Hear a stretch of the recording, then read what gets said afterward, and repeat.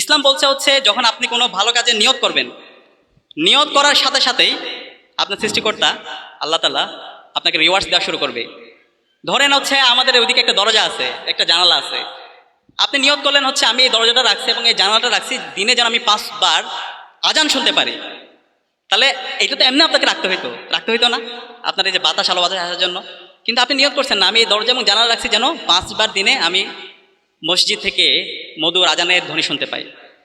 তো এই দরজা এবং জানালা যতদিন থাকবে, যতদিন মসজিদে আজান হবে, ততদিন আপনি সওয়াব পাতি থাকবে। সুবহানাল্লাহ। এই কারণে আমরা এরকম নিয়ত করবো, আমাদের নিয়তগুলো যেন অনেক বড় হয়। আপনি যখন নিয়ত করবেন, নিয়ত করার পর থেকে আপনার রিওয়ার্ডস, আপনার সওয়াব আপনি পাইতে থাকবেন ইনশাআল্লাহ। ঠিক আছে? তো এই কারণে আমাদের এই নিয়তে পরিশুদ্ধ থাকা দরকার।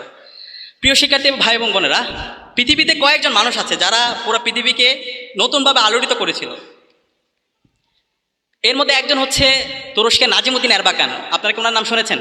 মানে একজন মানুষ চাইলে যে একটা নেশনকে অনেক উঁচুতে নিয়ে যেতে পারে, এরকম কয়েকজন মানুষের এক্সাম্পল আমি আপনাদেরকে দেব। এর মধ্যে একজন হচ্ছে নাজিমুদ্দিন এরবাকান, তুরস্কের। এই নাজিমুদ্দিন এরবাকান তিনি তুরস্কের মেকানিক্যাল ইঞ্জিনিয়ারিংয়ে একটা ইউনিভার্সিটিতে পড়াশোনা করেছে, মিডল ইস্ট টেকনোলজিক্যাল ইউনিভার্সিটিতে।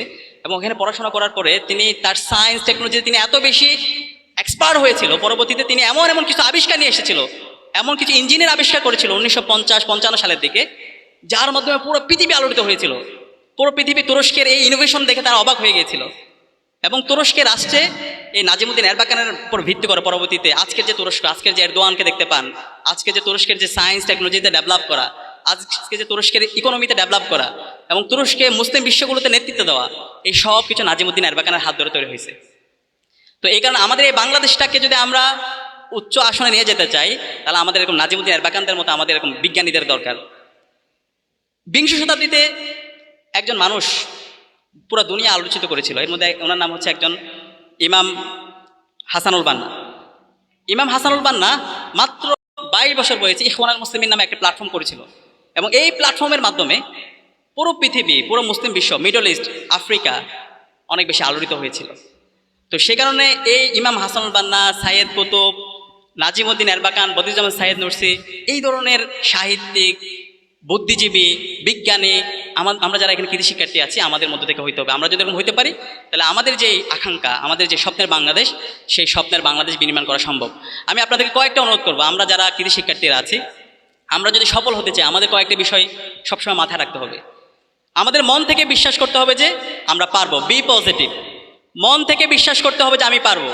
এখানে আপনারা যারা আছেন, আজকে যারা এসএসসি দাখিল পরীক্ষায় আপনারা ভালো রেজাল্ট করেছেন, A+ পেয়েছেন, সামনে আপনাদের অনেক লম্বা জার্নি, সামনে আপনাদের ইন্টারমিডিয়েট পরীক্ষা, এরপর হচ্ছে বিশ্ববিদ্যালয় ভর্তি যুদ্ধ, তারপর চাকরি।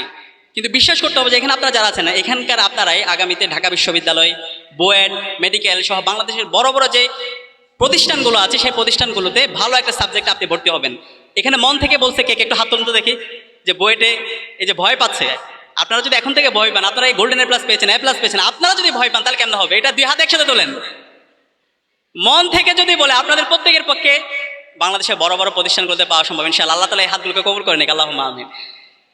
2 নম্বর হচ্ছে এই যে সফল হওয়ার জন্য আমাদেরকে অনেক বেশি গ্রেটফুল হইতে হবে, যেটা আমাদের বক্তারা অনেক বেশি বলেছেন। বি গ্রেটফুল টু অলমাইটি সুবহানাহু ওয়া তাআলা। আমাদের সৃষ্টিকর্তার প্রতি অনেক বেশি কৃতজ্ঞ হইতে হবে। আমরা যদি মুসলমান হই, আমাদের আল্লাহর প্রতি অনেক বেশি কৃতজ্ঞ হইতে হবে। আল্লাহর কাছে আমাদেরকে বলতে হবে, 5 ওয়াক্ত নামাজ আমাদের কাছে বলতে হবে, এবং যদি পারি মাঝে মধ্যে একটু নফল ইবাদত করা, শেষ সাথে কিয়ামুল লাইল করা, তাহাজ্জুদের নামাজে গিয়ে আল্লাহর কাছে বলা। আল্লাহ তাআলা কোরআনের মধ্যে বলেছেন, ইয়া আইয়ুহাল্লাযীনা আমানু ইসতাঈনু বিস-সাবরি ওয়াস-সালাত ইন্নাল্লাহা মা'আস-সাবিরিন। আল্লাহ তাআলা বলছেন, হে বিশ্বাসীরা, তোমরা সালাত এবং সবরের মাধ্যমে আমার কাছে সাহায্য প্রার্থনা করো, নিশ্চয়ই আল্লাহ তাআলা ধৈর্যশীলদের সাথেই আছেন। এবং সবসময় দোয়া এবং জিকিরের মধ্যে থাকা।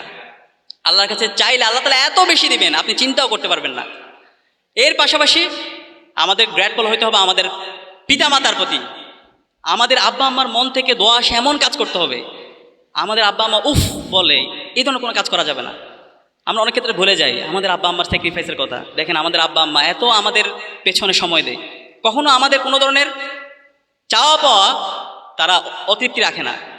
খেয়াল করবেন, আমাদের আব্বা আম্মার কলারগুলো ছিঁড়ে যায়, শার্টের কলার ছিঁড়ে যায়, জুতা ছিঁড়ে যায়, কিন্তু তাদের সেই শার্ট চেঞ্জ করে না, তাদের জুতা পরিবর্তন করে না, তাদের ডিভাইস পরিবর্তন করে না। কিন্তু আপনার আমার কোনো ধরনের অপূর্ণতা তারা রাখে না। তো আব্বা আম্মার মন থেকে দোয়া আসে, সেই ধরনের কাজ করতে হবে।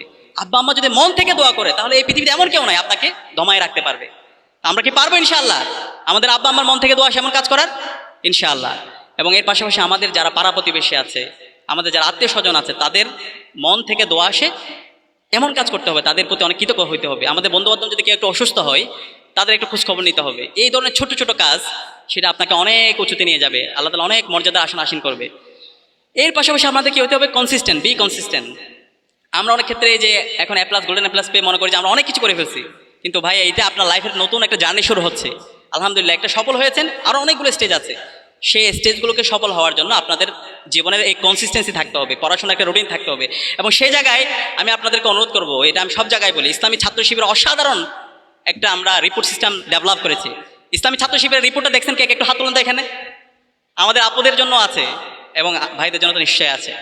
এই রিপোর্ট সিস্টেমটা যদি আপনি রাখতে পারেন, আপনার সেলফ ডেভেলপমেন্ট ইন্ডেক্সটা ক্রমাগত ঊর্ধ্বমুখী হবে।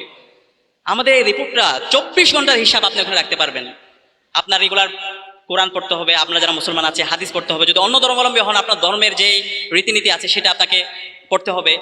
এর পাশাপাশি আপনাকে রেগুলার পড়াশোনা করতে হবে, আপনাকে আমরা যারা মুসলমান আছে 5 ওয়াক্ত নামাজ পড়া, এর পাশাপাশি হচ্ছে কিছু সামাজিক কাজ করা, পত্রপত্রিকা পড়া, শরীরচর্চা করা, এবং সবার শেষে আত্মসমালোচনা। আপনি সারাদিন একটু চিন্তা করা, আমার যে কাজ, সেই কাজগুলো আমি করেছি কিনা, আমার কোনো জায়গায় গ্যাপ হয়েছে কিনা। এবং এই আপনার কাজ ফলো আপ করার জন্য আমাদের অনেক মেন্টর আছে, দায়িত্বশীল আছে, যারা আপনাকে মেন্টরিং করবে, আপনার কাজের ফলো আপ করবে, আপনাকে পরামর্শ দেবে।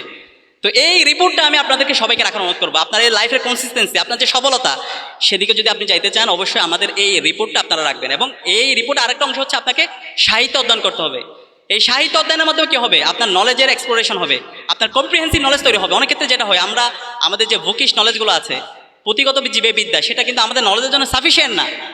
তো এই যে আপনাকে ডাইভার্সিফাইড নলেজ, কম্প্রিহেন্সিভ নলেজ, দেশ দুনিয়া সম্পর্কে জানা, সমাজনীতি সম্পর্কে জানা, রাষ্ট্রনীতি সম্পর্কে জানা, অর্থনীতি সম্পর্কে জানা, পুরো দুনিয়া সম্পর্কে জানা, এই জানার জন্য আমাদের অসাধারণ একটা সিলেবাস সিস্টেম আছে, বই আছে।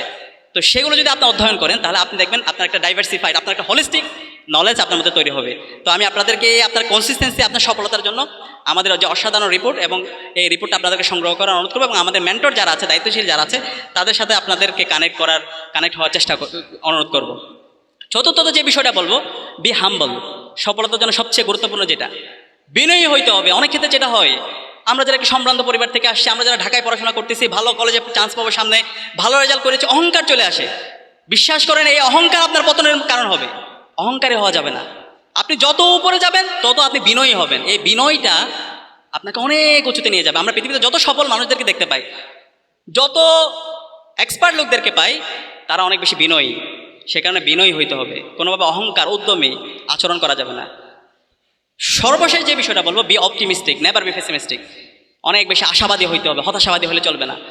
স্বপ্ন দেখতে হবে, স্বপ্ন দেখতে হবে ইমাম গাজ্জালির মতো একজন সুফি হওয়ার জন্য, একজন ইতিহাসবিদ হওয়ার জন্য। স্বপ্ন দেখতে হবে ইবনে সিনার মতো একজন ডাক্তার হওয়ার জন্য। স্বপ্ন দেখতে হবে সৈয়দ আবুল আলা মওদুদির মতো একজন তাত্ত্বিক হওয়ার জন্য। স্বপ্ন দেখতে হবে শহীদ আব্দুল মালেকের মতো একজন ছাত্রনেতা হওয়ার জন্য। এই ধরনের যদি আমরা স্বপ্ন দেখতে পারি, তাহলে দেখবেন যে আল্লাহ তাআলা আপনাদেরকে অনেক উঁচুতে নিয়ে যাবে ইনশাআল্লাহ। তো আপনাদের সবার জন্য অনেক অনেক দোয়া করছি। আপনারা যে নতুন জার্নি শুরু করছেন, সেই জার্নিতে আল্লাহ তাআলা আপনাদের যোগ্যতা, আপনাদের প্রজ্ঞা আরও বাড়িয়ে দিক, আপনাদেরকে নিরাপত্তার চাদর আবৃত করে রাখুক। এবং আমরা যারা আছি, আমরা সবাই মিলে যেন আগামীর বাংলাদেশ বিনির্মাণ করতে পারি। জুলাইয়ের যে শহীদদের আকাঙ্ক্ষা, সেই আকাঙ্ক্ষার আলোকে বৈষম্যহীন ইনসাফভিত্তিক বাংলাদেশ বিনির্মাণ করতে পারি। এবং আমরা সকলে যেন আমাদের আব্বা আম্মার চক্ষু শীতলকারী সন্তান হতে পারি। আল্লাহ পাক সুবহানাহু ওয়া তাআলা আমাদেরকে সেই তৌফিক দান করুক। আসসালামু আলাইকুম ওয়া রাহমাতুল্লাহি ওয়া বারাকাতুহু।